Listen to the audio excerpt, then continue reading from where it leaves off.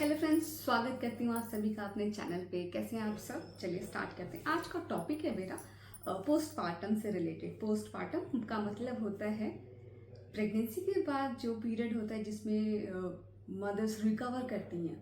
Specially mother's recover करती हैं, father भी हो सकता है रिकवर करते हैं, I don't know, but mother के लिए स्पेशली ये वीडियो है। तो मदर्स के पोस्टमार्टम पीरियड क्या होता है? पोस्टमार्टम पीरियड जो है आफ्टर डिलीवरी, जो भी पीरियड रिकवर करने के लिए लगता है, जो भी टाइम लगता है रिकवर करने के लिए, उस टाइम पीरियड को पोस्टमार्टम पीरियड कहा जाता है। तो मैं आज उसी के बारे में आप सबसे डिस्कस करने वाली हूँ। तो होप हम समझ पाएंगे और आगे कैसे करना है। कुछ चेंजेस, जो बातें आपको शायद कोई नहीं बताता है, मैं आपको वो सब बताने वाली हूँ। स्पेशली वो जो लोग बोलते हैं नॉर्मल है, ये वीडियो पूरा ये तो नॉर्मल है पे ही है। तो लेट्स डिस्कस। चलिए डिस्कस करते हैं। मैंने इसके लिए बहुत सारी रिसर्च करी। मैंने ये वीडियो ऐसे ही बिना टॉपिक के नहीं बनाया। इस पर मैंने काफ़ी रिसर्च की है, तब जाके मैं इस वीडियो को लाइक 2 वीक्स लगे मुझे proper, you can say 2 weeks में मैंने ये प्रिपेयर किया है कि क्या कॉन्सेप्ट है। समझा मैंने 6 महीने में है और प्रिपेयर मैंने ये 2 वीक्स में किया है, और आज ये वीडियो मैं आप सबके सामने बना पा रही हूँ। चलिए बनाते हैं। आज हम समझेंगे जब हम एक माँ बनते हैं तो उसके प्रोज एंड कॉन्स क्या हैं, मतलब एडवांटेजेस एंड डिसएडवांटेजेस क्या हैं। आमतौर पे ये समझना आसान नहीं है, बट आज मैं कोशिश करूंगी कि मैं समझा पाऊँ। पोस्टपार्टम पीरियड को आप बहुत जल्दी संभाल पाएंगे अच्छे से अगर आपकी फैमिली बहुत अच्छे से सपोर्ट करती है। मेरी फैमिली बहुत अच्छे से सपोर्ट करती है, ये इसलिए ये पीरियड मेरा बहुत अच्छे से बीता। मैं कुछ टाइम अपने मायके गई थी और कुछ टाइम अपने ससुराल में थी। दोनों ही टाइम पीरियड बहुत अच्छे से कवर हुआ और मैं अभी हेल्दी हूँ। बट जो हार्मोनल चेंजेस होते हैं वो कंट्रोल करना वो मेरे हाथ में और फैमिलीज के हाथ में बिल्कुल भी नहीं है, नहीं तो ये भी हम सॉल्व कर पाते।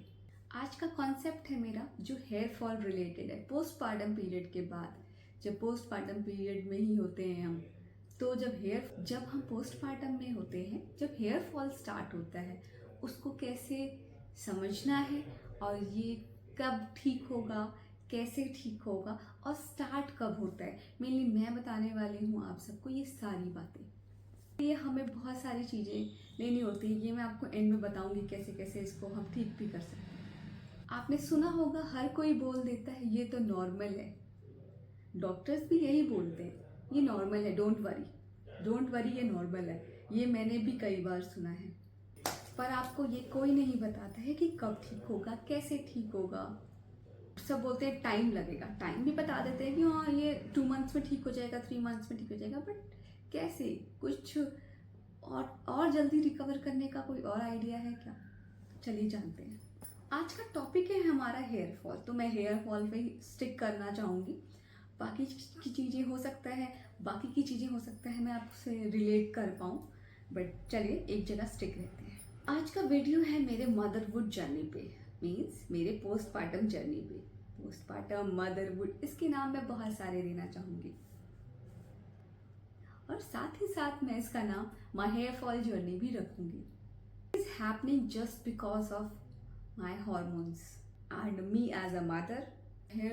ये है मेरे बाल, जहाँ पे आप देख सकते हैं कि अब ये बहुत फिजी से हो गए। इसमें से नरिशमेंट, यू कैन से, जा चुका है। नरिशमेंट कैसे आएगा आई डोंट नो। मैं इसके लिए ऑयलिंग तो कर रही हूँ, बट मुझे इतना इफेक्टिव रिजल्ट नहीं मिल रहा है। हो सकता है कि यहाँ से कुछ फ़र्क पड़ा हो सकता है स्कैल्प पे मैं ज़्यादा ऑयल लगा रही हूँ और इस एंड्स पे नहीं लगा रही हूँ। हो सकता है सिर्फ स्कैल्प पे ही अच्छे रिजल्ट्स दे पा रहा हूँ। मैं इसमें बहुत सारा कोकोनट ऑयल लगा रही हूँ, जैसे जैसे मैंने रिसर्च की है मैं समझ पाई हूँ। तो स्कैल्प पे मैं बहुत अच्छे से कोकोनट ऑयल लगा रही हूँ, बट इन सब बालों में मैं चेंज नहीं ला पा रही हूँ। इसके लिए मैं क्या करूँ, देखती हूँ।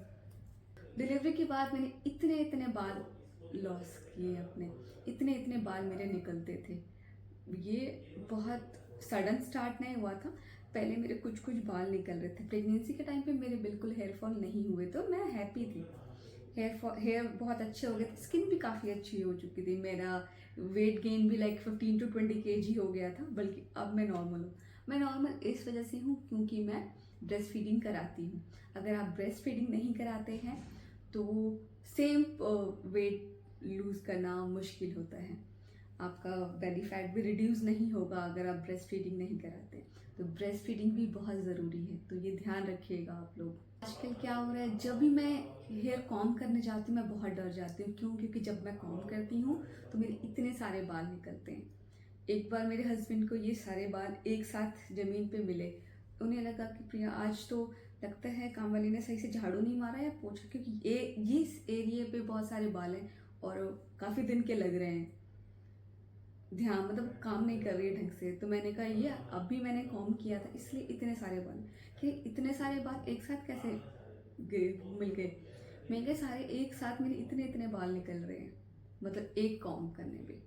तो जब मैंने उन्हें दिखाया तो वो भी डर गए कि भैया कैसे चलेगा। मैंने कहा कोई बात नहीं, टेंशन मतलब मैं ठीक करूँगी धीरे धीरे। उन्होंने कहा ठीक है, ध्यान रखो। जब प्रेगनेंसी थी तो हेयर फॉल बिल्कुल नहीं होता था। प्रेगनेंसी के टाइम पे हमारे हार्मोन्स एक अच्छे लेवल पे होते हैं, हर चीज़ अच्छे से मेंटेन करते हैं, पूरा बॉडी सारे काम छोड़ करके इस डेवलपमेंट पे, नरिशमेंट में, खाने पीने पे इतना ध्यान देते हैं, हम भी इतना ध्यान देते हैं, बॉडी भी ध्यान देता है, इसमें पूरा ब्रेन एक्टिवेट होके अच्छे से काम करता है। तो बस उसे फिर हमें इतने सोचने की ज़रूरत नहीं होती, हर चीज़ बहुत अच्छे से नरिश हो जाती है।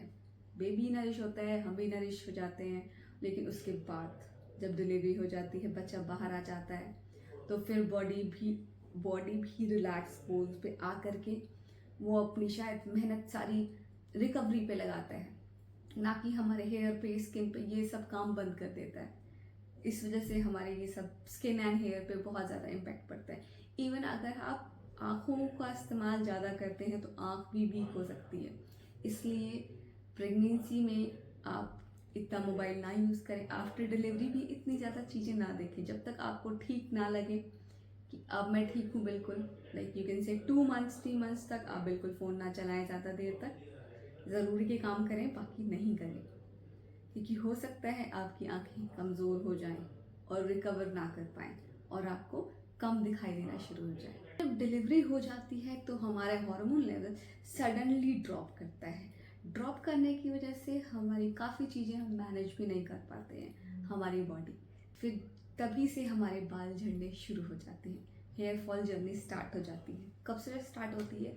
ये प्रेगनेंसी के जस्ट बाद स्टार्ट नहीं होती है। मेरे साथ ऐसा हुआ, किसी किसी के 1 मंथ के बाद स्टार्ट हो जाता है हेयर फॉल, बट मेरा 2.5 मंथ्स के बाद स्टार्ट हुआ, मतलब 2.5 महीने के बाद स्टार्ट हुआ है। कुछ कॉल्स मुझे आती थी फ्रेंड्स की कि ऐसे ऐसे 1 मंथ के बाद हेयर फॉल शुरू हो गया है, कैसे? मैंने बोला भाई विटामिन एंड कैल्शियम की गोलियां खाओ, अभी तो यही जा रहा है और कोई इलाज नहीं है। तो मैं भी अब यहाँ पे आप देख सकते हैं स्कैल्प से थोड़े थोड़े हेयर पीछे की तरफ होने लगे हैं बाल, और कुछ लोग तो अंदर से गंजे भी जाते हैं, बट अभी मेरे वो कंडीशन शायद नहीं आया है। बट मेरी एक फ्रेंड का कॉल आया था जिसने मुझे बताया कि मेरे इतने इतने बाल एक जगह से निकल गए हैं, अभी क्या मैं डॉक्टर के पास जाऊं? मैंने बोला डॉक्टर को दिखा ले एक बारी, और साथ साथ ये दवाइयाँ स्टार्ट कर दे और डॉक्टर से भी पूछ ले, क्योंकि मुझे तो वो मेडिसिन कंटिन्यूस चली थी, कैल्शियम और आयरन की गोलियाँ, और वो मैं लेती रही रेगुलरली।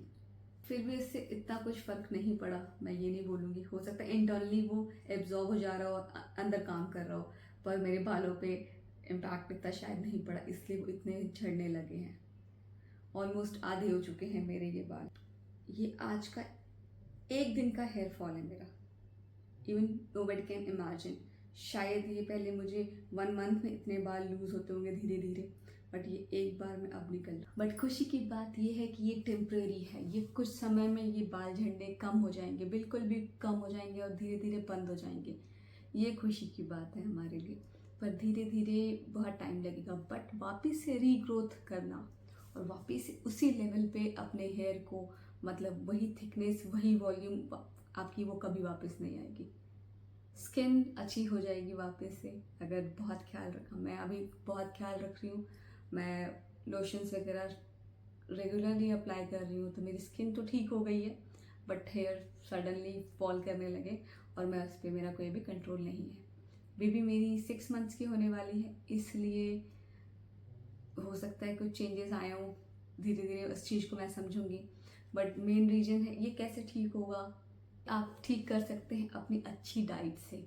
डाइट्स को बिल्कुल हेवी डाइट लीजिए। हेवी डाइट का मतलब है मेरे प्रोटीन, आयरन, कैल्शियम, हर चीज़ एक एक मील में रखिए। मतलब कि प्रॉपर, अगर जो 3 टाइम्स मील रखते हैं आप, तो एक मील में प्रॉपर सारी चीज़ें होनी चाहिए, जिससे आप जल्दी ग्रो करेंगे। फ्रूट्स ज़रूर लें, पानी प्रॉपर पिए। मैंने तो 10 glass of water a day का चैलेंज लिया हुआ है। वो मेरा कंप्लीट तो नहीं हो पा रहा है, मे बी 6-7 तक ग्लासेस तक अच्छे से पहुंच चुका है, क्योंकि मैं काफ़ी चीज़ें और भी लेती हूँ, तो पानी थोड़ा कम हो जाता है। तो मैं कोशिश कर रही हूँ कि 10 ग्लास पानी तो कम से कम लूँ मैं। ये टेम्परेरी है, ये 6 से 12 महीने में, मतलब कि कहते हैं कि 6 to 12 मंथ, जिनका टाइम से स्टार्ट हो जाता है हेयर फॉल, 6 महीने के बाद या फिर 12 महीने के बाद वो रुक जाएगा।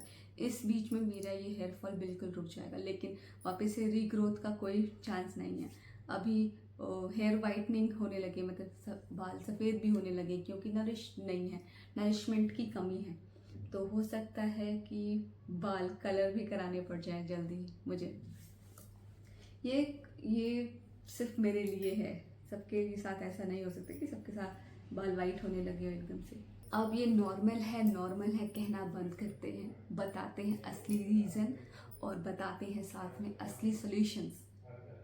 ठीक है, आगे से अगर आप भी इस स्टेज से गुजर रहे हैं तो कमेंट करिए। ये वीडियो उन लोगों के लिए भी है जो मदर बनने वाली हैं, या फिर पोस्टमार्टम से गुजर रही हैं मेरे जैसे, या फिर चाहती हैं मदर बनना। You become a mom but lost your hair. जिसने मेरा ये वीडियो देखा है, आगे से ये प्लीज़ मत बोलिएगा कि ये नॉर्मल है। हमें रीजंस बताइए। इवन सबको आप अगर जानते हैं तो रीज़न बताइए कि ये क्यों हो रहा है और कैसे ठीक होगा और कितना टाइम लगेगा। एटलीस्ट हम मेंटली तो प्रिपेयर रहें। किसी ने नहीं बताया था कि ये कब होगा, कैसे ठीक होगा। सब बस यही जवाब देते, नॉर्मल है, नॉर्मल है। नॉर्मल तो बहुत सारी चीज़ें हैं, बट